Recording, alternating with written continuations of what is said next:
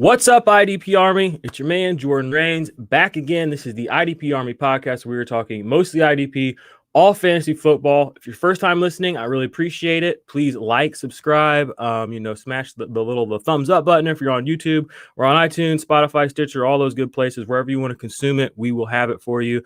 5-star rating and review would be dope. That would help the show a lot. If you do that, I would appreciate it. If not, I'm not going to hold it against you. And make sure that you go check out the Patreon. Had a soft launch earlier this year. The hard launch is coming, or I don't know what you call it, hard launch, main launch, whatever. That's in a couple of weeks, and I will be posting I'll do a big sweep of all kinds of content on that. But if you don't want to do that either, that's fine. You know there's going to be good free content all the time on the channel. Check us out on TikTok, Twitter, all those places, blah, blah, blah. You get it. So today we're going to have a special episode. We're going to be talking 2021 NFL free agency preview. I've got an awesome guest for you all today. The man, the myth, the legend, Ian Hartovitz of the PFF Fantasy Podcast and composer of Elite Tweets. Ian, how's it going, man? Appreciate you having me on, man. I am doing good. Appreciate the kind words. But yeah, we are recording this on, as we were saying, Pi Day / time change day, which I guess daylight savings time, if you want to be specific about it. But anyway, eve of free agency kicking off. We've already got some, big moves that have happened today. Already rooting some of my dream signings of the week. But it is what it is. I'm just excited the NFL is back, even though it never really left, right in the thick of, all sports coverage. Yeah, and it's moving, like you said, we had a couple of big things happen just this afternoon. Since last time I talked to you earlier, we had Aaron Jones signed a, 4-year, $48 million. I got a little banner here. Boom, there we go. 4 years, $48 million. That's awesome. I mean, he goes back with the Packers. He was running back two year last year. What was he this past year? Was he running back 2 again or 3? I think he was in the top 5 or 6. He was really He missed high. A couple games. Yeah, he on a points per game basis, he was still up there. He and Christian McCaffrey, I mean, they're crazy. 2 years ago, but 2 years ago is crazy because Aaron Jones was number 2 and McCaffrey had 150 more points than him or something crazy. But I'm happy to see him stay with Aaron Rodgers. I personally don't have any Aaron Jones dynasty shares. Do you own a lot of? Do you manage a lot of Aaron Jones out there? How do you feel about this? I don't, but that was just kind of because, he's always that one guy that kind of is the exception to the volume rules all rule. He just has again and again and again. But if you want him to keep being that exception, what better way to do so than to continue to play with Aaron Rodgers? And yeah, I just looked it up. Aaron Jones was the RB5 last season. Per game and overall. So credit to him on back-to-back top 5 seasons. The guy is an absolute monster. I mean, look up any freaking stat about it, and you can truly make an argument that he is, one of the single best running backs in the entire league. Since coming in, he's number 3 among 52 backs in PFF rushing grade. He's tied for 1st in yards per carry, tied for 9th in yards after contact per attempt. And honestly, the best part of his game that I think is still a little untapped is his receiving ability. I mean, someone as good as him to never have a season with even 50 catches, it's just ridiculous, man. Literally, since he came in the league, only Nyheim Hines and Austin Eckler have been better yards per out run when lined up in the slot or out wide. They really only use Aaron Jones there when Lavonte's hurt and they just need someone else to go out there. But he's really good when they do ask. I mean, he can go downfield and stuff too, man. Truly one of the more talented all-around backs in the league. Now, we always want these types of players to have 300, 400 touches. And okay, I get it. In real life, that's not smart. I get why the Packers don't do it. But on the one hand, we wanted him to maybe go somewhere like Atlanta or Miami where he could get that sort of volume. But on the other hand, you look at how running backs do usually in their second contracts when they go somewhere else, and the answer is usually not very good at all. So Jones staying in a familiar offense with Aaron Rodgers still under center, he's going to be, still a top 5, top 6, redraft and dynasty running back, I think, for at least the next 2-3 years. Yeah, I agree. And like you said, it's the efficiency and, what he's done without getting, 300 plus, touches or, being a true workhorse, whatever the hell that means anymore. He's still putting up the points on a per snap basis, like you said, on the routes run. And he's still they're still ceiling. That's the thing about Aaron Jones is there's still a little bit of ceiling there if, things could break his way. So I like it too. I'm like you. I don't really like when guys move, it always makes it a little scary, but we don't have to deal with that. We get the same guy in the same offense with the same shit. So run it back. Happy to see it. Then we got the official Drew Brees announcement, retirement via Instagram. I guess announcing things via Instagram is like the cool thing to do now. Brees is hip with the vibe. But yeah, I've only been to 3 or 4 NFL games in my life, but one of them was in the Dome, and I have seen Brees IRL. It was a great game. He had an overtime comeback. It was Alvin Kamara's rookie year. It was a great game. It was him and Kirk Cousins. They dueled it out. That was like the last time anybody saw Kobe Fleener too. So Poor guy. But Drew Brees, what are your thoughts on this with Taysom Hill or Jameis Winston? I saw that they did some restructuring with Taysom too. So is this just going to be sloppy and like you either hit or you don't hit, or what's the deal here? So, yeah, first off, all the credit to Drew Brees, PFF's third highest graded quarterback behind only Brady and Rodgers since 2006. So, truly year after year, the stuff he was able to accomplish was absolutely ridiculous. I hope they move on to Jameis, because with Jameis, we can still have the rest of the Saints offense. I mean, look, this guy he makes a lot of mistakes, but he also makes a lot of great plays. The last time we saw him, he was number one in turnover worthy plays, but he was also fourth in big time throws. I mean, it's not like, he really is like the best 30 interception quarterback ever, because who else is throwing 30 picks? You got to be pretty damn good to make that many mistakes and still have a coaching staff be like, yeah, okay, go back out there, man, because they know there's not really a better option. So Jameis for Michael Thomas, for Traquan Smith, Deontay Harris, Marquez Callaway, any way you want to shake it, like Jameis, and we'll throw our boy Adam Trautman out there now. He's looking more relevant than ever.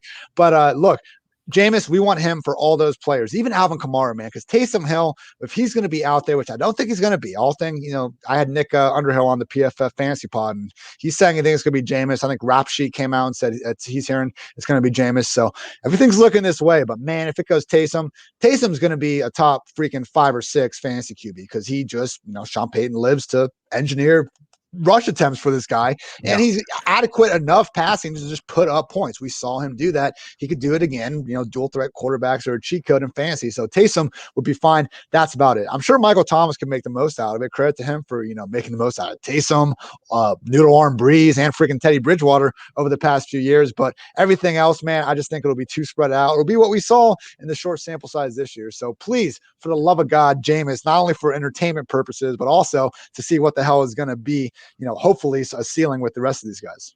Yeah. And if you I'm with you. I want Jameis. I'm a Jameis believer. I don't give a shit how many picks he throws. If he goes back out there on the next drive and he can get me down to the red zone, there aren't a lot of quarterbacks that can do that. Sure, he throws interceptions and all that, but you put him back out there, he's not scared to try and drive it down the field again. There's a lot of guys throw picks and it's instant, like they're done, like they just melt. Jameis, it's LASIK Jameis now too. Exactly. I mean, this ain't the old Jameis Winston, all right, guys. And this is Sean Payton. He's gonna look good. He eating that W a little slower now.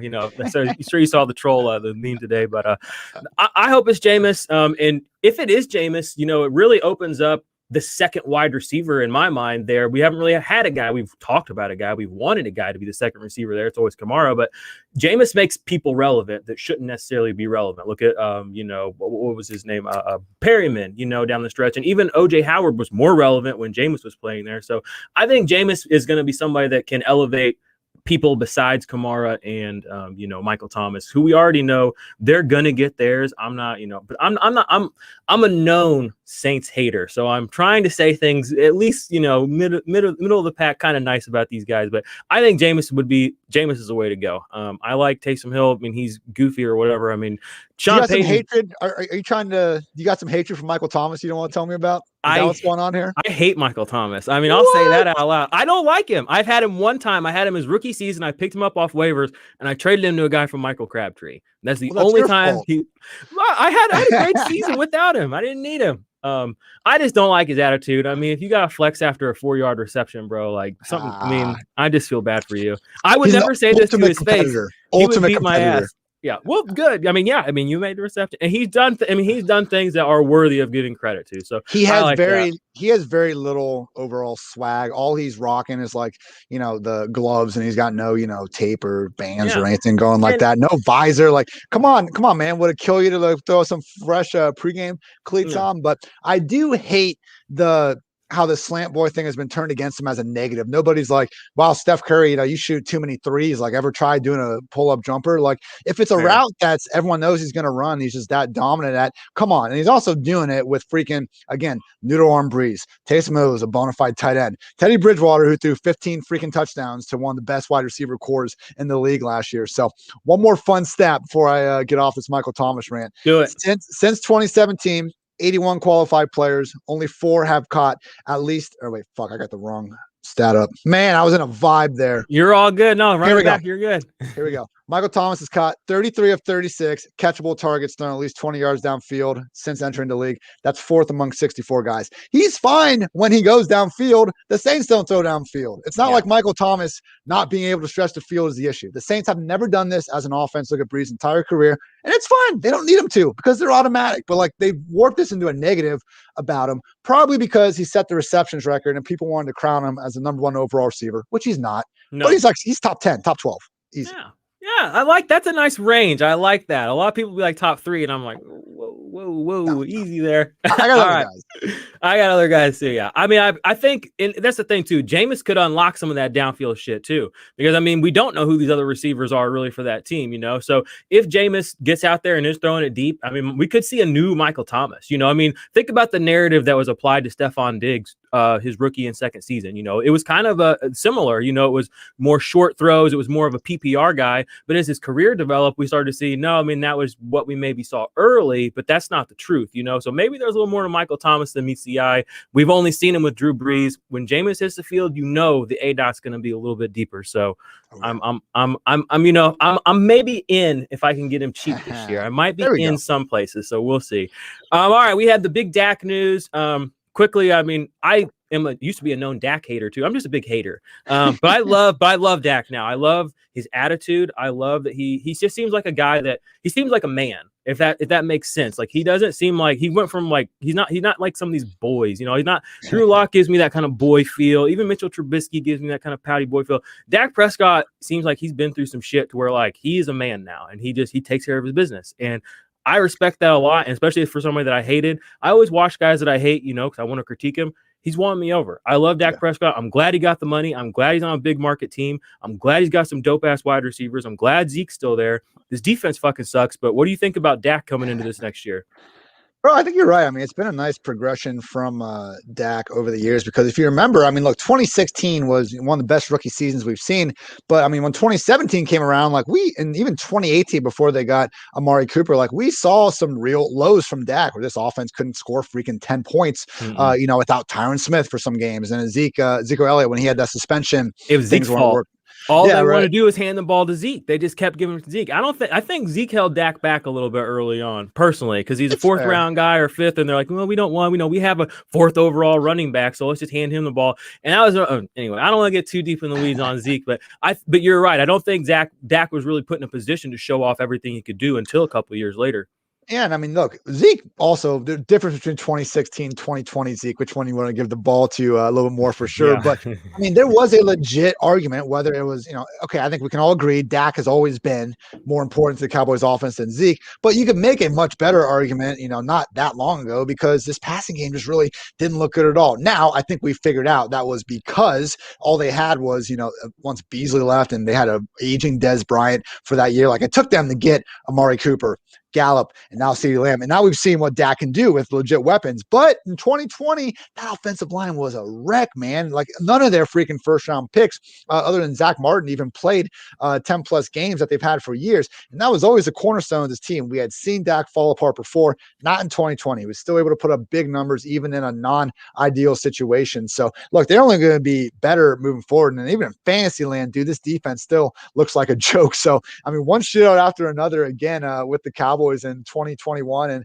potentially beyond, man. I think Dak, I mean, look, again, I get it if you weren't super high on him a couple years ago, because with the evidence we had then, like it made sense. We had concerns, but like anything, just we get new information, process it. Dak Prescott last year was a top 5 quarterback while he was playing. You know, he could have easily been a hot stretch. Again, I'm not 2 years ago too. He was 2 years ago. Didn't he finish quarterback 3, 4? Yeah. I mean, he's fantasy is absolutely a top 5. And I think in real life, you're hard pressed to, you know, name 10 better than him for sure. So, oh yeah. Yeah, you're right. And again, as a hater, I mean, I feel like sometimes I go too far one way to the other way, but because I've been on the other side of the argument and now I'm on this side, I'm like, I get that, but I've come through that and you should come through it too. But yeah, like I said, I love me some Dak now. I mean, I don't have many offensive jerseys. Dak's one I'm thinking about getting. So quickly, I'm going to just rail off a few other pieces of news and we'll talk some free agencies. We had Matt Milano re-signed with the Buffalo Bills. He got 4 years, $44 million, $24 million guaranteed. If you guys, you play IDP, Matt Milano is kind of always one of those guys taken in the linebacker 2-3 range, but he's got linebacker 1 upside. I think he had one linebacker 1 week this season, actually, and he came off that injury early in the year. So it's good to see him go back to a system where we know he can produce, 100 plus tackles pretty easily, and he can be an impact player. We know he's good in coverage. We know they blitz both those linebackers there a little bit. So I love to see that for him, the consistency of that defense. And honestly, he's kind of the skeleton key for that defense. Like when he's not on the field, the whole defense is just different. No shade to AJ Klein. I'm sure he's good at some things, but he's not as good at Matt Milano at what that defense needs to be done at linebacker. So even when they didn't have Tre'Davious White this year, when they did have Matt Milano on the field, it felt like they could still kind of, hang with some of those guys. So other big contract news, Lavonte David re-signed. We know we love Lavonte David. He's another, this guy, he's insane. First ballot Hall of Fame. Some of the numbers he's put up are just ungodly. If you look back his early career and even this last year, the consistency of this guy is, it's almost unmatched. We talk about Luke Kuechly and Bobby Wagner. You need to be talking about Lavonte David in that same breath. Let's see who else we got here. Justin Simmons was tagged, one of the best safeties in the league. We got Marcus May, a safety in the league. He got tagged. Then we got Demario Davis and Cam Jordan. They restructured their contracts, and then Allen Robinson got tagged and said, fuck that shit. So that's pretty much all the big guys who kind of gotten tagged, and we got information on. What do you want? I know you're an offensive guy. What do you want to talk about Robinson? Tell me what you think is going to happen with this situation, because here's a guy that I think somebody needs to make a podcast called A Guy, because everyone that fancy says this is a guy, like a guy. Like I want to make a compilation of like 1,000 different people saying that. But anyway, he's had no quarterback his whole career. Blake Bortles was like Jameis Winston light, like actually sucked, but could throw a lot. And then he had Trubisky, who, oh God, I'm going to throw up saying his name. But this guy's put up some crazy good numbers for having one of the worst career trajectories of all time. And it's crazy to think that one of his best years was so far in the past. Like we saw, what was that? The 1,414 touchdowns. Was that 2016? 15, yeah. And we thought there was more like that coming, but he's been handicapped and he's still pushed up past 1,000 yards repeatedly. So what do you think about this situation? What do you think, your football head, what do you think is going to happen here? But yeah, man, don't even stop with the Jaguars. Go back to Penn State, Matt Milano and freaking Christian Hackenberg. Like the dude has never gotten a good draw at QB. He's this generation's Andre Johnson, you could say at this point. So not going well, hopefully, but hey, when you bitch about this on Twitter, someone is always quick to remind you that the Packers did, offer him a contract and he chose Chicago. So at least in the last few years, he's made his bet a little bit. But yeah, to your point, he's been putting up big numbers anyway, man. That's the thing. I was writing up about this franchise tag today a little bit. On the one hand, yes, like anywhere A-Rob goes, he should have a better, efficient QB play. I understand that, but anywhere. It's really hard to find 150 targets in some of these offenses. Look at Odell Beckham, how quick we were to assume that him going from Eli to Baker was going to be this massive boom. Even I know Hopkins kind of overcame it last year, but truly, man, like the history of wide receivers switching teams in the offseason, like is not promising. Like there's some wide receiver 2 finishes, Brandon Cooks, Brandon Marshall, they've done it, but you can really count the exceptions on 1 or 2 hands, maybe you need a few toes here or there. So Allen Robinson certainly good enough to overcome it, but just keep in mind that this role he has with the Bears, it has gotten him the PPR wide receiver 8 and 9 finish over the past 2 years. Like he's already been productive. I don't see myself dropping him past wide receiver 12, no matter where he goes, but I just wouldn't immediately assume that he's going to jump up into the top 3 or 5, like regardless of what happens. Now, if the Bears shock everyone and pull in, Russell freaking Wilson to come to Chicago and they somehow don't have to give up A-Rob, then yeah, I'm going to have A-Rob top 5, top 6 at the absolute lowest. But I just think, volume wins. Volume solves a lot of problems, even with bad quarterbacks. And if, you're asking A-Rob to all of a sudden have 110, 120 targets, people might be disappointed in the overall counting numbers, even though he obviously makes any offense in the league way better. Yeah, agreed. You're right. The volume, he's not necessarily going to be guaranteed that like he is on a team like the Bears. So for fantasy purposes, you like the consistency, like you said, you like the continuity of the offense. You like to know the players in the same spot. That was kind of something last year that I thought would hurt some of the Raiders, was just the whole team moving cities. I was like, it's not like I have any real scientific evidence, but I'm like, a move from, one state to another, a big move as a whole franchise and a team. mean, that's going to, be stressful. That's going to increase cortisol levels, and that's going to cause you guys not to recover as good. And that's going to make you guys play like shit. I mean, that was kind of my theory. That's the same idea. But I mean, when you're the Raiders, you can't really tell if they're playing like shit because they're the Raiders or if because they moved to a new city. So who knows? That offense was all right last year. No, they were. But I mean, that's because their coach, even though he got his pants pulled up real high, he knows what he's doing. So yeah. No, hey, if you leave Gruden away from the personnel and just let that dude call plays, he's perfectly fine.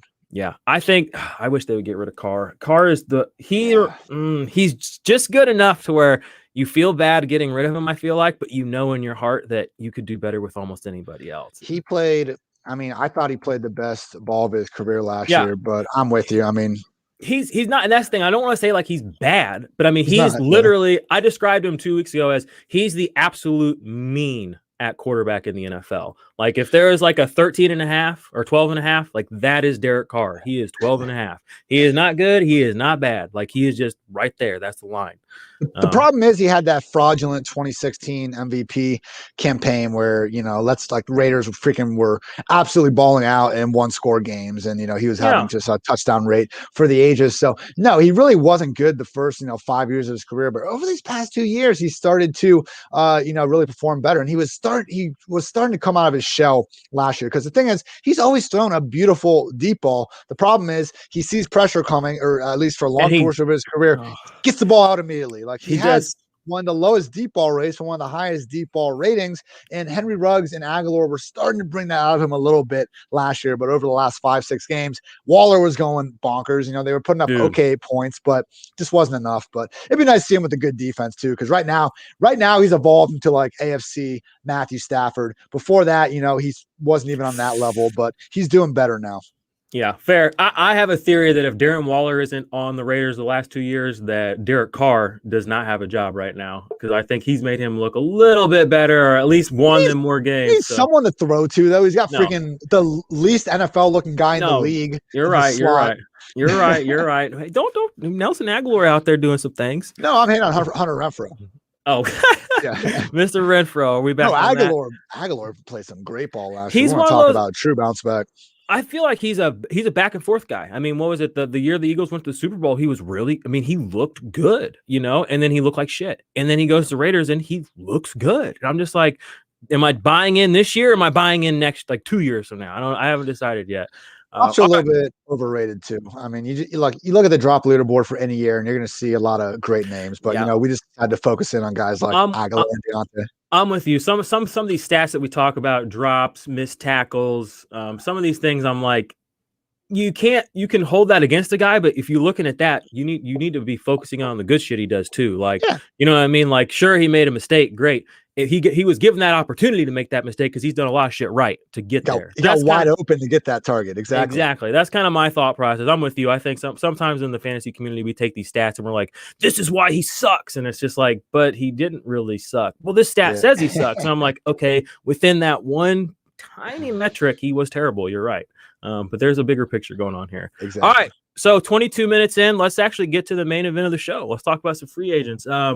We did touch on Aguilar just briefly there, but he's not even somebody who really want to talk about. I want to talk about Juju, Kenny Galladay, Will Fuller, and Curtis Samuel. Those are kind of the four big wide receiver free agents. I'll just, I don't really know of the premier guys in this group. To me, it's probably Kenny Galladay, but he's also a little bit older. Curtis Samuel, I really like him, especially with the way the NFL just in general is becoming a little bit more pass heavy, a little bit more creative. And he's not a one-of-one, because I think he and Deebo Samuel are very similar in the way they're kind of used and their skill sets and the way they can just break open a play. And they've kind of suffered from some mediocre quarterback play. So I don't think we've seen the best out of either of them. So I think maybe Curtis Samuel might be the most interesting player of this group. But Juju Smith-Schuster also kind of headlining this group. It's crazy as a Steelers fan, to think of where we were 2 years ago, 3 years ago, and where we are now.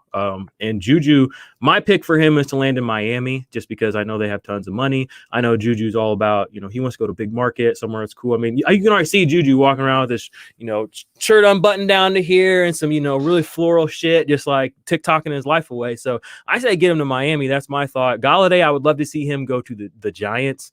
But then Will Fuller and Curtis Samuel, I mean, these guys are both really good. What are your thoughts on this group? Those are kind of the four main guys that I look at in the wide receiver group. But yeah, I would say I think Corey Davis deserves to have a seat at the table as well. Last year, I mean, he just played really well. Also, he had a couple untimely goose eggs I think people kind of hold against him, but just as a whole on the season, man, literally, if you pull up Corey Davis and Julio Jones in the year 2020, their stats are almost identical, man. Corey Davis was that good, and Julio is that good, and Julio is better than Corey Davis. I'm not trying to make that argument, but truly, Corey Davis, maybe he's not going to be the number 5 overall pick good that a lot of people were hoping he could be, but anyone's idea of a very good receiver. He's another guy where up until, the last freaking 22, 24, 25 games for the Titans, he didn't have much going for him in terms of, a consistent presence under center as well. So consistent. That's the thing. He would show up. I mean, we've all seen it. That's why he still was a starting, got that starting role.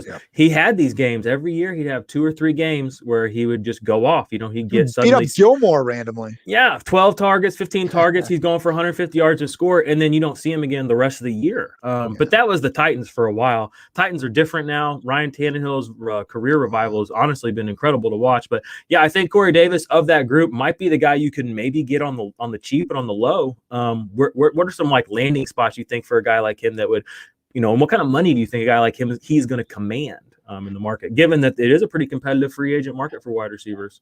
I think he'll get 10 million plus per year. I think he might be that good. I don't think it'll be close to 20, but I mean, Robbie Anderson signed I think like a 2-year, $20 million deal. So, maybe Davis gets like 12.5 or 13. I think he's a little better than Robbie, or at least she's shown a little bit more than Robbie had done to get that contract for sure, even though Robbie's obviously great in his own right. But yeah, I did an article last week over on pff.com breaking down pretty much did the headliners, every position, and did dream spot, nightmare spot, and best guess spot. So for Corey Davis, dream spot, I think it's the Jaguars. He could, slide in, really be the number 2 probably receive. I wouldn't like it for, selfishly LaVisca, but he might even be better than DJ Chark. Either way, it would just give them a real nice trio with Lawrence, and I think he could do a lot of damage there. And no income tax. You got to be loving that too. Nightmare spot.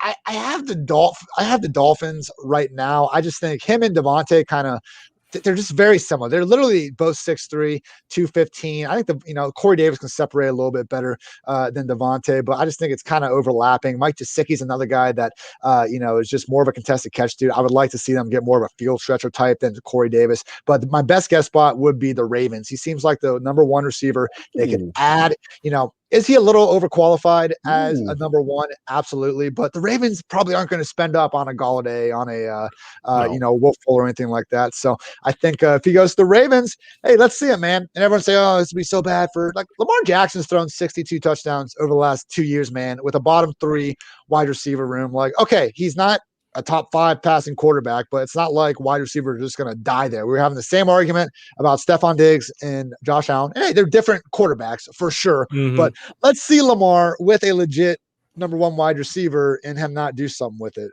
At this point, we haven't even gotten the chance to see it. Different quarterbacks, you're right. Same narrative, though, coming in. It's funny, too. I'll just quick anecdotal story. 2 years ago, I just signed up. I just got in a league. And we had a supplemental draft with a buddy, and I waited on quarterback. And this was before Lamar broke out and Josh Allen was still shitty and all this. So I drafted in that league. I waited around, and I got Lamar Jackson, Josh Allen, and Jameis Winston. And my buddy messaged me, and this is my buddy who I've only watched and paid attention to football. Well, I've been watching football. I've been watching the Super Bowl since 2001. But I didn't actually start watching football until about 2012. So my buddies all make fun of me, like, you don't know a fucking thing about football, blah, blah, blah. So, of course, he messaged me. He's like, man, you don't have a top 20 quarterback on your team. That was the year Lamar was number 1. Allen was 4, and Winston was 6. And, man, I rubbed that shit in his face so hard. He also gave me $20. He was like, Joe Mixon's going to be top 6. I was like, you're high. You're high. Don't even get me started on Joe Mixon. I could rail on that guy all day long. I like that Corey Davis to Baltimore, though, man. I mean, but that's a perfect landing spot. I mean, he would automatically be their best receiving weapon. I mean, just right out the gates. I don't hate Marquise Brown either. I don't hate him, but I think he'd be way better as number 2. Yeah. He's better as a number 2, and his skill set would be better with a more nuanced, more useful with a true number 1 there. And, we saw he had he really picked up at the end of the season. They did bring Dez in towards the end, and that's kind of, things started picking up a little bit. So he caught it. Oh, Dez. I love Dez Bryant. I know you're a huge Dez Bryant fan too. He's one of the first guys I ever drafted. Yeah, I just love him. He's like my favorite player maybe ever, man. I love him. He's very interactive on Twitter too. He's a big tweeter. He seems like he's a very just like with it kind of guy. He's a great guy, man. He got literally what I mean, dude. His upgrade, like if you read about what he really like came through his upbringing, it's like one of the worst things you'll ever hear. Like I think like his dad and grandpa were like the same person or something. Like his mom had him when she was 14, like literally living in a crack house. And like, yeah, at some point they had a disagreement where Dez like shoved his mom. But I mean, fuck, for us to sit here and never been through even like a percentage of what Dez has, like, look at the course of his NFL career. He's never been in trouble about anything. Like there was that freaking, whatever the hell that Walmart video thing, that freaking chase that nothing ever came of it. That was insane. So yeah, I mean, there was he got that pet monkey for a year and PETA was after him for a little bit. Like truly, I mean, guys like Dez, OBJ, the quote unquote divas, and people just use like, off the field issues for guys like that. Meanwhile, there's true F-boys. Well, like the running back you were just talking about, and maybe a wide receiver on the Chiefs and quarterback for the Steelers. Like there are guys where if we really want to be pissed about someone's off the field behavior, they're out there. Let's not focus in on Dez and OBJ. Exactly. Yeah, there are guys that that's the thing. There are bad people in this world. There are bad people in the NFL. There's a lot of bad people with money. That's something. We don't want to get too deep in that, but I feel like sometimes people use money as a barometer of some sort of like morality. Like if you have money or if you have this, like you have been a good person. I'm like, generally probably the inverse of that. But anyway, okay, Will Fuller. This is another big, Will Fuller's season, he was a guy, here we go again. Around 6, 7, 8 this last year, and you played him every week up until he got that suspension. He didn't finish outside the top 24 a single time, did he? If I remember right. Week 2 he busted, but he kind of had the that did hurt. And that was like scary too. Everyone was shook, like, oh God, here we go again. But then it was just like consistently like 20 points. Yeah. And he had a couple of games where he like dropped a touchdown or two too, or they called it back. And I was like, man, he could have gone big there. So he's a beast, man. I think Will Fuller, I put out an annoying tweet last week. I was like, every team that would be better with Will Fuller on it, listed all 32 of them. And I really believe it. I mean, obviously there's some better ones for his fantasy stock, but you really put someone like him on the outside with that field stretching, and it helps so much. I mean, Deshaun Watson, 8.8 yards per attempt with, 7.6 without. Even DeAndre Hopkins scored more fantasy points with Fuller than without Fuller in Houston because his touchdown rate spiked because the offense was that much better. Like even though Hopkins obviously had more targets without Fuller in the lineup, like the efficiency even made the most out of it. So man, if they really want to get the gang back together in Arizona, like Hopkins and JJ have been going down there, that'd be one hell of a spot. But I don't think they have quite the money. Rams would be another fun one, but my best guess is the Colts. Rams. I like the Rams pick. I like the Colts pick too. I don't know. I feel like Kyler only has eyes for Hopkins. I mean, you could probably put OBJ out there and Robert Woods, and he wouldn't even see him. Like he would just be like, "Oh, there's Nuke." Ah. I don't know. I'm also a Kyler hater. If you haven't realized it, I'm a huge hater. Hey, you gotta take stands on guys. It's it's no fun to exactly. Some of these people out here, I mean, apparently they get along with everybody and they're happy about everything. I'm like, man, what are you on right now? Like, what world do you live in? I'm definitely team hate. Hate ADPs, not players, for the most part. But, exactly. It's all fun. I mean, we can say a guy's like pissing us off without implying like he sucks. Yeah, he's not. It's not his fault. Yeah, I mean, he just I'm happy he's doing his work. It sucks for me. I'm the idiot who played him. I'm the idiot who drafted him. That's on me. But it does make you change your relationship with players too when they do hurt you. I do wonder with Kyler, I mean, so much of his game so far has literally been running around on scrambles because he's like the fastest freaking dude on the field. Obviously, he's got DeAndre Hopkins there, but as we saw with that, quarterback carousel in Houston over the years, Hopkins is going to produce with just about anyone under center. So, they had Larry Fitzgerald's corpse out there running, 90% snaps. Christian Kirk. Respect the king. Respect him. My elders, my bad. Christian Kirk. I like Christian Kirk, but I think Kirk is a little better as a 3. So you got Kyler, you committed to him. Kingsbury's a little bit on the hot seat now. Give him one more legit weapon, and let's find out. Because if Kyler can't take a big step forward next year with an awesome number 2, aside from Hopkins as well, then we can start asking hard questions. But he's shown the flashes. Can he put it all together? Maybe. Yeah. So you're a Drew Lock fan, so this isn't going to get you Sure riled up. But Drew Lock has shown flashes too. This is me. I know. I think Kyler's. I think the mood, the feel for Kyler right now is propped up by the Hail Mary. That play is my least favorite play of the season. I think it won play of the year because that play simultaneously made people think that he was better than he was, because I don't think they won another game after that for a while. It also literally, that play single-handedly took Josh Allen from the tip top of the MVP race, because people forget the drive before that, Josh Allen went from the 5-yard line all the way down the field in 45 seconds. He had 4th and longs, 3rd and longs. He was throwing dimes, and he throws a touchdown. And it was that was the best drive of the season, in my opinion. And then the very next fucking play, this little guy runs out there, totally not accidentally, threw it there. But I could go, I'm hurting. It was an unreal play. It was. Pulled off. That dude threw that thing 50 yards falling to his left with some dude 3 times his size all over him. He was getting chased, yeah, and he definitely extended that play. It reminds me of Rodgers had that big play. That was 2015-16 against. He had 2 plays that year. I think he had one against the Browns, and then he had one against the Lions, where he had the deep Hail Mary plays at the very end of the game.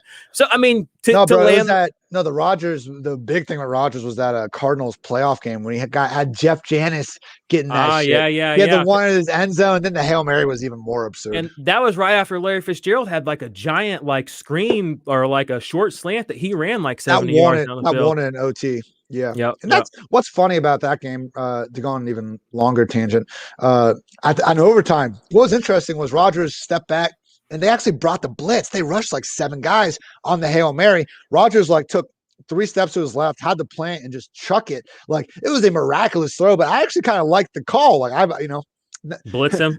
Don't even give him time. Just see if he can put it up. To really, put myself out of my own shoes. When I play NCAA football and shit, I'd sending Engage 8 on Hail Marys because they don't have time to get the ball downfield. So on the one hand, when Greg Williams got fired for doing that, I thought the decisions to blitz was okay. Why the corners were pressed up on the line of scrimmage, I have no idea. Why the guy bit on a fake 10 yards downfield, I have no idea. But just the decision to rush the passer more than just putting, 10 guys back and letting him throw the ball down there no matter what, I don't hate that part of the strategy.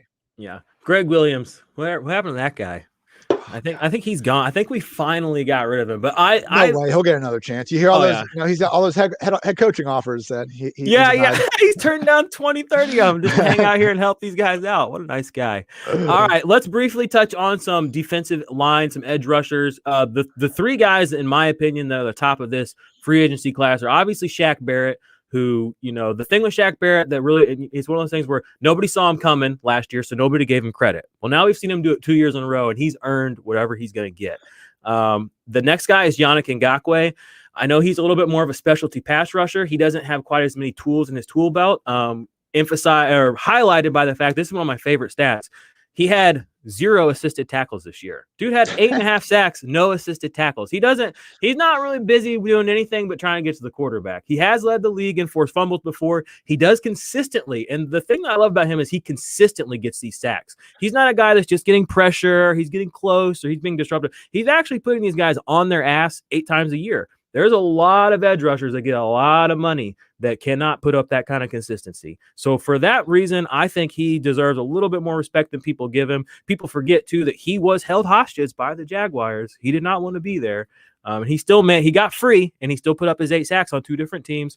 And then Bud Dupree, that dude, I'm a TJ Watt lover. I love TJ Watt. But Bud Dupree, he has some of the most insane acceleration I've ever seen. Once the ball is snapped, he can move across the line so fast, and he can get around offensive linemen so fast. For a guy his size, just seeing him run and get a free open run at the quarterback, it scares me. I'm oh my God, that is a lot of man and a lot of acceleration, and he's tenacious. So those are my 3 big guys. I know a lot of people right now are trying to make Carl Lawson a thing. I'm a little bit less on that Carl Lawson life. But what do you think about those three guys? And where do you think, and it's crazy too. I just binged your 32 team thing. I feel like every single team needs a pass rusher. Like that was like a need for almost everybody. But it's funny because I made our list smaller. There's like 15 half-ass good pass rushers available right now. So I think that Shaq's going to lead these guys off and get the biggest bag. But with, he'll probably get, but I'm curious, where do you think these guys are going to go? He's probably going to be the most coveted one, right? But then from there, what are your thoughts? We got Trey Hendrickson, we got Carl Lawson. I mean, there's guys, like there's a lot of them. It sounds like, I think, I forget whose Instagram post it was, a Goblin or Tom Brady, Shaq Barrett said like, I'm coming back too, or something like that. So it sounds like they want to, bring everyone back in Tampa Bay. They pretty much had to do this last year as well. And I remember one of the, it didn't even make sense, but people were trying to hate on Shaq Barrett, like coming out of nowhere, getting 20 sacks. Like he had 82 pressures last year, which was still top 5. And then this year he has 8 sacks. Well, we still had 77 pressures. Now he's in one fewer game. Only Aaron Donald had more pressures in the entire league. Like Shaq Barrett can do it all. Like it's one of these things where, okay, he didn't have a great first few seasons and now he is a superstar. Like it's just the way it is. Like it's okay if you, didn't see this coming, like, but it's a reality. Same thing, with Lavonte Adams. Players are allowed to get far better and then we'll treat them accordingly. So yeah, Barrett sounds like he'll be going back to Tampa Bay. Everyone wants to make it work. Salary cap, while it does exist, I'm sure they can finagle whatever they need to make all parties happy. Because to your point about all the team needs, man, everybody needs a pass rusher, and you shouldn't let Shaq Barrett get back out on that market. Yeah, that could be the interesting one because I think, on the one hand, who has had a happy ending with Jacksonville. So I hope, that whole kind of situation isn't hung over his head a little bit, because you just look at literally every star player they've had over the last 5 years, and every single one other than Miles Jack has ended badly. So, Miles Jack's the star? Ooh, well, they at least paid him. They paid they paid him like a star. Yeah. Right. He's not complaining. That's all. Yeah, I don't nothing about his play, but he's Oh, I see what you're saying. I was saying every star player they've had. I'm sorry. I'm just like, Miles Jack to me. I mean, he's one of those guys that he's just happy to be here. He just he wakes up. He's like, thank you, Jags organization. Thank you, God. Doesn't he sell candles, or was that the other guy? He does, man. I'm a big candle fan, so I gotta give Miles Jack some credit there. And I mean, with when he fell in the draft, I mean, some people were even worried enough to wonder how long he could play in the NFL. So, credit to him for getting that bag while he can. But he's like the only guy with a second contract that is even worth a little bit of a damn. That's had stuck around. Good, yeah, exactly. They got rid of everybody, like Harrison. They got rid of Fowler. They got rid of Calais Campbell. I mean, Jalen Ramsey. I mean, AJ Boye. I mean, it's crazy to think that, what was it, just 2.5 in the NFL time, though. I guess it is kind of been a lifetime since that defense was all together. So we'll see what Yannick. I know he wasn't the same guy, with Baltimore or Minnesota, really, but very well could have been more of a scheme or comfort thing, not having an offseason by any stretch. Dealing with the whole Jaguars thing. I'm sure he wasn't as motivated as ever to get right in game shape beginning of the year. So hopefully he can kind of bounce back. But I put him a little bit below Barrett and Dupree. I guess with Dupree, man, how much of that production is him and how much of it is having T.J. Watt across from you. Not even that, but Tuitt and Hayward on the inside. I mean, Dupree, I would love to kind of. Who's the guy? Seth something, the ESPN head of analytics guy. He does some really great defensive line charts. Yeah, and Walton, I think. Yeah, thanks, Seth Waldman. And you'll see these ones with Aaron Donald always, just separate himself so far beyond everyone else, but it's double team rate and overall production. So that'd be my big question with Dupree. How much of his production is him just dusting one guy? And, you're saying he's incredibly fast when they're not really touching him, but what happens when that RB is chipping him instead of TJ Watt? So I have a few more questions, about Dupree than I guess Yannick, but Barrett seems like the crown jewel. But yeah, man, I mean, it's not like a team necessarily needs Dupree to come in and be, their number 2. I think he's certainly better off than, the Bears signing Robert Quinn for all that money last year to be their number 2. So I'm sure he'll still get paid. Nothing wrong with having multiple high-end pass rushers, and it's good to see so many out there. Yeah, man, that Robert Quinn signing was tough. I love me some Robert Quinn. I live in Missouri. That's why I said in 2001 was my first year watching football. The first full football game I ever remember watching was the Super Bowl with Kurt Warner when they won and Janet Jackson's boobie got shown. I watched it. I was watching at my neighbor's house on his little rinky fuzzy TV. And I was being like, what's happening right now? Oh, Bro, goodness. Robert Quinn has $90 million in career earnings because I love Robert Quinn. he's had like 3 career years and he just keeps getting a new big ass contract, disappoints. He signs on someone else and just balls out for one more year, gets another contract and repeats. Get it, big dog. He had like a 20 sack season. Like, what was that? Well, it's been a while ago, but he did it. He was up there. The thing I like about Bud Dupree, like you said, is, it's, the sack numbers aren't what's going to get him signed. I mean, he's only had 11 and a half and 8 this last year. He had 8 though in just 11 games, but it's all the other things that he does. His tackle for loss. He's always getting high tackle for loss numbers. He is just generally disruptive. Pass deflections. One of my favorite things to look at for edge rushers is it's pass deflections, because in IDP fantasy football, if you can't get to the quarterback, if you can still get your hands up and bat the ball, it's a negative play. The offense is not moving forward. You're helping your team, and that's a skill set that not every pass rusher has. The more I've realized that I'm looking and studying pass rushers, the more I'm realizing the guys that have multiple skill sets are the guys in IDP, especially, that I want, because if a sack doesn't come, if you get me 2 pass deflections, and you get me 3 tackles for loss, fuck a sack. I mean, that's like 18 points right there. Like, I don't need a 6-point sack. Like, you can make up for that. Dupree has a really wide repertoire of things he can do. Like, he always has multiple pass deflections, and every year that he's gotten a full season of starts, except for early, but he has one every year. I mean, he has 11 through his whole career. Tackles for loss, he's up to 54. I mean, that's some big numbers right there. Quarterback hits aren't quite as high as I would like, which kind of alludes to like what you said. Maybe he's only getting home when it's wide open. But again, if he can get me, if a defensive coordinator knows that he can do other things, that he's coaching him up to do that and play to his skill set, yeah, he's definitely one of the top guys in this class. And if he does land somewhere that does have somebody good, like an Aaron Donald in the middle, or maybe he does end up in Atlanta, and we get Dante Fowler's ass on the bench where it belongs. What if he could produce somewhere like that? So, or the Titans, they're kind of like not real big on Harold Landry, I think Harold Landry's a little underrated, but maybe they get somebody like Bud Dupree, who can come in there and get some things done. So, God, that defense was so bad last year. They need anybody, man. I know. Well, they messed up by signing Clowney. He's literally the most overrated defensive player in the NFL, in my opinion. And I know that some people disagree with that, but I mean, the dude's never done anything that's impressed me. He had one good game 2 years ago with Seattle, and people were like, oh, and like when they talk about his year, only clips they had were from the San Francisco game. That was it. They just played every snap that he had something successful happen. I was like, that's not a season. That's a game. And it was a prime game. All right, I'm listening. Reggie Bush, Tavon's college. Reggie Bush and Jadeveon Clowney have the 2 best high school mixtapes I've ever seen. Yeah, and I wish he would have translated into the NFL a little bit more. And maybe he's one of these guys that's going to pop. I mean, like maybe he will get all that negative sack regression, positive sack regression, whatever you want to call it. Maybe it'll all hit this next year when he signs somewhere. I hope he's walking around with a chip on his shoulder, and I hope that happens. But as an IDP person and a fantasy person, one of the first things I tell everybody when they come into the space, I'm like, you don't want Jadeveon Clowney on your team. Like, you don't. He's going to get you he's going to finish like defensive lineman like 40. Like, I know who he is. You don't want him. I promise. All right, let's talk about some linebackers real quick. Jayon Brown, speaking of that same defense, he's one of the better coverage linebackers in the league. Been a little banged up. I'm interested to see where he lands. KJ Wright had a really good year this last year. The tackles necessarily weren't there, but he did have a lot of impact plays. He had a couple of pretty high pass deflections this year. Tackles for loss were still there, but he's a free agent. I'm wondering what's going to happen with him. Any thoughts on those 2 linebackers? I know this linebacker class, honestly, there's free agency. There's really not a lot there besides those 2. Milano was kind of, in my opinion, the marquee guy, and he ended up back with Buffalo. But any quick thoughts on those 2? I'm interested to see if KJ leaves, and we got Bobby Wags getting older and older a little bit here soon.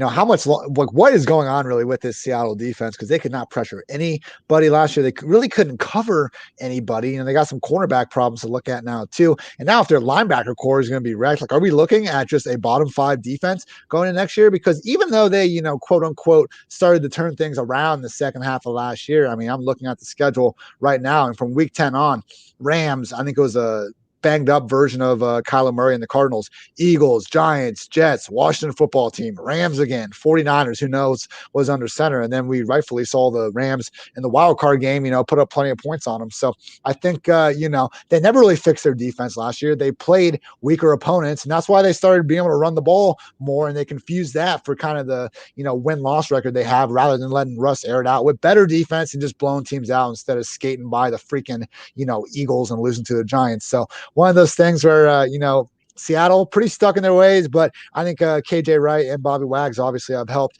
hold together kind of the cracks in this defense that have gotten more and more pronounced over the years. So again, last year, this defense was like historically bad for the first 5 weeks, but they really came back together. If you lose KJ Wright though, and things really start to get loose, I'm wondering if we are looking at truly one of the worst defenses in the league, which in fantasy land means we should be liking DK Metcalf and company just fine. Yeah. And for IDP, I mean, Jamal Adams firing back up. I mean, he's the only guy on their team who can actually get home, when he goes after somebody. It's interesting you say that things don't ever change in Seattle. It feels like they're acting like they're the same football team that they've always been. But I mean, they're not. I mean, they're in the same uniforms, they have the same quarterback.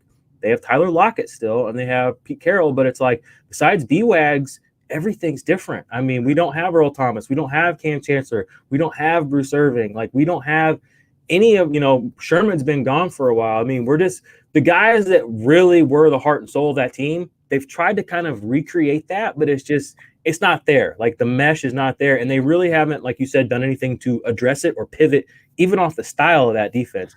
And it doesn't help that they keep fucking up their defensive draft choices. I mean, the LJ Collier, then they picked that Ben Burr-Curvin guy a couple of years ago. They picked the Cody Barton, another linebacker. They took 2 linebackers 2 years ago. Then they took Jordan Brooks the first round this year.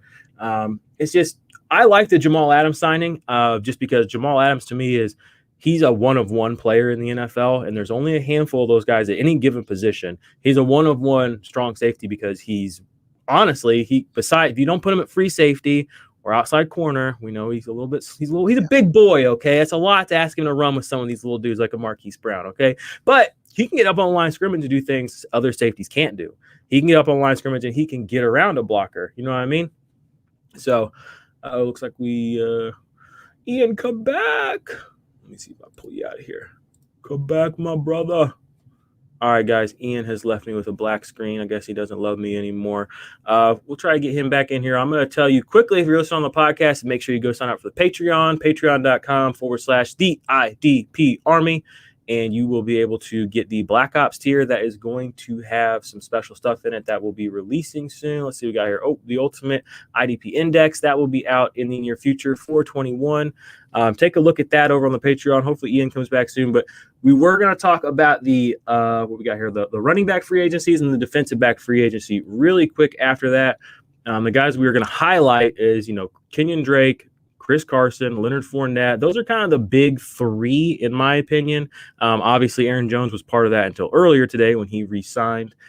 Mike Davis, I mean, he was fantasy relevant this year. I don't know. He'll end up on a team. We've seen him be productive in the NFL. We've seen teams have him. He was with Chicago. If you remember week 1 last year, if you had David Montgomery and you started him like I did, you were clenching your fist and gnashing your teeth the entire game as Mike Davis got all the carries. But he ended up going to Carolina, filling in for Christian McCaffrey, doing so fairly well. Not really sure where he's going to end up, but Leonard Fournette's interesting. We just saw him on the Super Bowl run. Chris Carson, one of my favorite runners in the NFL. We're not really sure where he's going to end up. I'm honestly kind of surprised that Seattle didn't bring him back because just, as a runner and as a pass catcher, I mean, he's been one of the better guys in the league. He has had the injury struggles over the past couple of seasons, but I mean, you can't really project, whatever those. They come, they go. It is what it is. Kenyon Drake, this is another one where I feel like it was kind of a Kyler thing. When they got down the red zone, Kyler was looking to pass or he was looking to run himself. Kenyon Drake just was not used, the same way he was the year before. And the receptions weren't there like they were when he came over from Miami 2 years ago. We saw him come in and immediately be a difference maker, be integrated into the offense quickly and efficiently. That just did not happen this last year. They kept, pulling in Chase Edmonds. He was having trouble running between the tackles. There was a point early in the season where he was just, it was looking bad. And as somebody who took him on the third round turn, things just did not go the way you wanted for Kenyon Drake. He did have that one big run, was it on Thursday night or Monday Night Football? And he ended up pushing himself up there with the rushing yardage total on the season. But, it is what it is with Kenyon Drake. I don't know where he'll land. I imagine wherever he does land at this point, it's probably going to be as a backup. Just kind of speculating off the top of my head, he's the kind of guy that I could see going into, I bet it was like a Shanahan offense. I feel like this is almost a layup. But if you put a guy with Kenyon Drake's pass catching ability and his running ability on a team with a guy who knows how to use players like that. I mean, he's kind of a perfect Kyle Shanahan running back. He can kind of do it all. He doesn't need 30 carries or 30 touches necessarily to be super productive. And we've seen players in a Shanahan offense not need to have that kind of elite workload to be that guy. I was actually kind of, before Aaron Jones resigned, I kind of wanted him to go there because the LaFleur Shanahan connection. But Kenyon Drake seems like he could fit into that mold. Ian just messaged me. He said his internet crashed. He's trying to reboot. I'm going to message him back real quick and be like, "All good." Hopefully he joins us back in here for a minute. Thank you, Ian. If you probably never listened to this, but if you do, we appreciate you coming on. James Conner, Jamal Williams. These are the other two kind of big guys. I was going to talk about Duke Johnson. We'll wait till Ian gets back if that happens. But James Conner, man, I mean, as a Steelers fan, it's been rough to kind of watch what's happened to James Conner. You saw that first year when he came in and he really got all the work and he looked good. I mean, he looked like a powerful runner. He looked like a good pass catcher, and he was in the system that you want a running back like that to be in, the Steelers. Then it was just nick after nick after nick as these little injuries kept popping up and they kept popping up. And you kept asking yourself, is James Conner going to get through this? He just hasn't. I don't know where he's going to land. I don't know if he's going to – I kind of think he's going to end up being a guy that is not a starting running back. He's going to be slide into more of that backup role for the rest of his career. I don't like saying that, again, as a Steelers fan, as a James Conner fan. I mean, love the story. I love the work ethic. I love that. It's inspiring stuff. Just he as a human is inspiring, and we should all inspire to, overcome the way that he has overcome. But we'll have to see where he lands, or his next landing spot is in the NFL, and if he can overcome there. And let's see here. I'll go over some of these DB defensive backs. John Johnson III, he's a guy that obviously there I am saying just a guy again. Really good player, really good safety. He can play in the box. He can play deep. He's a free agent.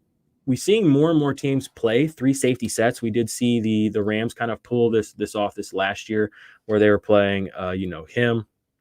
They were playing John Johnson, they were playing Rapp, and they played Fuller a little bit. And then we had the Burgess kid out there a little bit too. But you can go back 2 years and you can see this. The NFL's kind of been evolving towards more 3 safety sets. I believe it was 2017 or 18. We saw a lot of 3 safety sets from Houston. You had Kareem Jackson, Tyrann Mathieu, and Justin Reed. And I remember that was the first team that I kind of noticed that was kind of becoming a predominant thing. That same season, the Cardinals, you can actually go back on one of our very earliest videos on the channel. We talked about this, but the Arizona Cardinals were like that too. That was the year they had Antoine Bethea, they had Budda Baker, and Trey Boston. Were all 3 very playable IDP safeties. They were playing that 3 defensive back set. All used a little differently, but all were able to go out there and get points for their IDP managers. So and again, even last year, you can look, or 2 years ago, you can look at the Rams. You had Eric Weddle, you had John Johnson, and Taylor Rapp all went over 100 tackles, I believe. No, Eric Weddle didn't John Johnson didn't because he got hurt. But he still, I think he had like 60 or 70 tackles in like 5 games, something like that. So he was doing really good. John Johnson, I don't know where he's going to end up. One thing you will notice around the NFL is good defenses usually have a good safety. Good safety being a versatile safety, someone that can play deep and in the box. You're looking at like a Jordan Poyer type who can play up or he can play back. You're looking at a Justin Simmons type who can play close to the line or he can play deep. You're looking at Jesse Bates. So these are versatile safeties. John Johnson is one of the most versatile safeties in the NFL. I would say, I saw something today, someone was talking about him playing alongside Derwin James and Nasir Adderley. I like that, but I don't like it because if he plays next to Derwin James, he's never going to get the props that he deserves for what he does on the field. So I don't want that for him personally, but we'll see what happens. And then Keanu Neal, he had a good year this year. I could see him ending up in Dallas. I don't know if he's going to be able to command as much as a lot of top market safeties do in the NFL right now, just because of the fact, he does have the injury bug has kind of bit him. He had a really good rookie season or that second season. He's kind of struggled. This last year, he had a productive season, but it wasn't anything elite, and he's a free agent now and they're ready to move on from in Atlanta where they drafted him. And they know that I believe he had an all-pro season actually that second year. So they're willing to let him walk. I'm interested to see where he gets picked up. Assuming health, he is, he's probably, he might be the best. I don't know. John Johnson. I still think I'd take John Johnson over Keanu Neal, real life and in the in IDP, but we'll have to see. And then, I don't know, Ian said his internet was busted up. We'll see if he swings back in here. If not, it's all good. I'm going to quickly touch on the tight end free agents. We got Hunter Henry, Juanu Smith, Rob Gronkowski, and then Anthony Frisker. Juanu and Frisker, it's interesting to see both of them be free agents. I'm not really sure what's going to happen if they both leave the Titans. I guess they'll have to get somebody. But Juanu, I mean, we've seen him. He's an athletic freak. I mean, he can line up in the backfield. When he hits his top end speed, I mean, it's some scary shit. I mean, he is fast. He's powerful. He looks like a running back. But when he hits a dead sprint, I mean, he looks like a sprinter. So I want to see him go to an offense that's going to use him a little bit more. I mean, in a perfect world, I would love to see him end up in Seattle, assuming Russell Wilson stays there, because they could make some magic. I mean, you would have some of the most fit, you'd have two of the most fit mofos in the league between him and DK Metcalf out there. And we could see Russell Wilson. I mean, if they let him cook, I mean, that's the kind of guy you want to be cooking with. Rob Gronkowski got another Super Bowl ring. Played well in the Super Bowl, too. I mean, Gronk still got a little juice in him now that he doesn't have to carry the whole team, the whole division, everybody. I assume that he's going to re-sign with the Tampa Bay Buccaneers. It only makes sense. Brady's back. I mean, those guys, I mean, they're bros. I mean, they're like bros. So he's going to re-sign with Tampa Bay, in my opinion. He'll take another team-friendly deal. He gets to stay with Tom, run it back again. That's what they want. So I can see that happen. And then Frisker, he was a little bit more used as a blocking tight end, but when Juanu was out, he did pop a couple of weeks. I think he ended up as a you might have to vet me. He had a couple of really good weeks, especially for tight end. I mean, a good week for tight end is what? Just not fucking shitting the bed, essentially. But he actually had a couple of weeks where he pushed up over those double-digit points, which for a tight end is really good, I mean, and that was in an offense that wasn't throwing the ball a whole lot. So if he ends up in the right place, I mean, I hate to be that guy, but I mean, what if it goes to the Colts? I mean, we know that they are kind of in the market for somebody, and we know Carson Wentz is obsessed with the safest passing option on the field. So give him somebody like an Anthony Frisker, just a real basic bread and butter kind of guy. I think that we could see some things happening there. So, guys, gals, Ian said his internet shit out. It's all good. I'm gonna tell him quickly that he's all good to bail. You're good to bail, bro.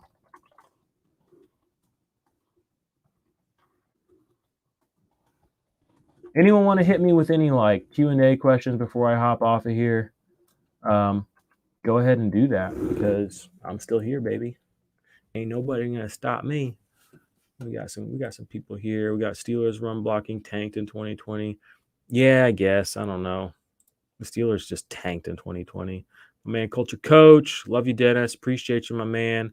Mark Andrews is in the chat. Hey, I just got me a share of Mark Andrews the other day. Y'all need to go out and check for him, because right now the temperature of the room is, what is it? It's Kelsey, it's Kittle, and then who's the other guy that everybody's super high on right now? It's not Mark Andrews though. Everybody's high on, who's the other third tight end? Why can't I think of this guy? Oh, it's Waller. Like, Mark Andrews is not even a top 3 tight end anymore by most people's standards. So go check out some Mark Andrews. You might be surprised what you can get him for right now as compared to last year or 2 years ago. Let's see. We got any more interesting questions here? Appreciate everybody that's watching on the YouTube. Oh, Culture Coach, he's still hanging with us. What's up, Dennis? Waller. Hey, he knew what I was thinking of. Yeah, I love me some Waller. We've seen tight ends have great seasons, as they get older. I mean, look at Jared Cook. He has best season like 31 years old. Look at Delaney Walker. He had some great seasons late. Vernon Davis had some good seasons older. Waller is not even 30 yet. When you look at tight ends, you're like, oh, 27, he's so old. I mean, it's not really that old. Old is a relative term. And he's been doing this with Derek Carr, which some could argue has been a handicap. So, Darren Waller he deserves to be in that top 3 or 4 tight ends. But I just think it's interesting that Mark Andrews has fallen so far from grace. But that goes hand in hand with, Lamar Jackson falling from grace. So, yeah. Any other IDP questions out there for y'all? Check out, go to the IDPArmy.com. Or don't go there. The site's being rebuilt. That's bullshit. Don't listen to me. Go to patreon.com/the IDP Army. Sign up for the Black Ops tier. You're going to get tiered rankings. You're going to get detailed production profiles and IDP 1, 2, 3 scoring. I'm going to give you trade values. I'm going to give you guys who buy, sell tools on there. all this stuff. It hasn't been released yet. I'm thinking about pre-releasing it to a couple of guys who have pre-ordered it, maybe in the next day or two, but we'll see about that. But sign up for that Black Ops tier. You're going to get that. That's going to be a living, breathing document. I mean, it's going to be updated daily. You're going to get new information in there as stuff comes out, injury information, any relevant news is going to be in there. As we get closer to draft season, like official redraft type season, or as we get to rookie draft season, there's also going to be rookie information in there. I'm going to be doing individual videos on a lot of players, not all of them, because there's like over 100 profiles in there. I think I'm up to like 130 profiles in there. And y'all, I'm not bullshitting you when I say I've been working on this a lot. Like, I've been working on this since before Christmas. We're talking like, I don't know, I'm estimating close to 200 hours now. Yeah, maybe I'm crazy. Maybe no one likes it. Maybe no one buys it. It's awesome. Just to have for myself, it's dope. I want you guys to have it. I want people to have access to this. I want people to see this. I want to empower people to play IDP fantasy football in 2021 and really take their fantasy football experience to the next level. So that's going to be helping you guys do that. And just one last thing quickly, IDP, individual defensive player. It's kind of gross if you think about it. I mean, IDP fantasy football. People are like, "What's that?" I want to rebrand the synonym acronym. What do you call that, Dennis? You're smart. If you're still here, help me out. But I want to rebrand IDP to mean something different. I put this on my Patreon. I put this up, and I'm going to start doing it. The IDP Army podcast. Inclusive. IDP fantasy football is inclusive. It's not just about the offense. You play the whole team. Disruptive. Defensive players. These are the guys that are going to be disrupting the offense. Disruptive. IDP fantasy football is also going to disrupt the fantasy industry. Acronym. Dennis coming through. Dennis, I love you, man. Disruptive. This is going to disrupt the fantasy industry when it hits. And it's not an if, it's a when. Okay. Gatekeeper, if anyone out there with gatekeepers watching this, hit me up. Let's get the ball rolling. And P, proficient. People who play IDP fantasy football are proficient fantasy football players. Why? Because they're playing the whole game. They're watching both sides of the ball. They're engaging with the entire team, the entire fantasy football. Now, I was actually driving home from work yesterday, and I was thinking, what's a good way to give somebody a visualization of what IDP really means? Think about setting up a chessboard, okay? That's what people compare fantasy football to chess, okay? When you play offense-only fantasy football, you're essentially setting up a chessboard with one rook, one bishop, one knight, 4 pawns, a king, and a queen. It's the game of chess. Yes. The players will move. Yes. You can beat somebody. Yes. Your opponent has those same players. Yes. But that chessboard has got more spots. There are more variables available to you. You can play with an entire team. You can play with 2 rooks. You should be playing with 2 bishops, 2 knights.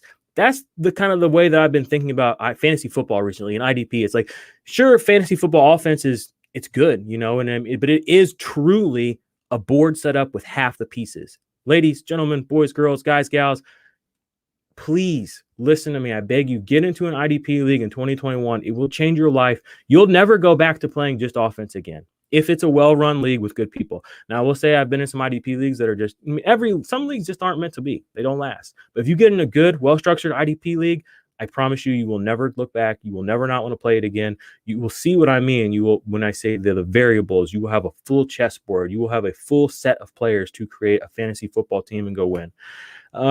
That's all for me, IDP Army. I've been on my soapbox since Ian left. Ian, if you're out there watching, listening somewhere, again, dude, I super appreciate you coming on. It was great talking with you. Hopefully we can do it again sometime. Dennis, thanks for tuning in. You've been here a while. I really appreciate that. Dennis is my editor. Guys, go follow Dennis, Culture Coach, on Twitter. He's an awesome dude. Make sure you check out his podcast, the Fantasy Roundtable.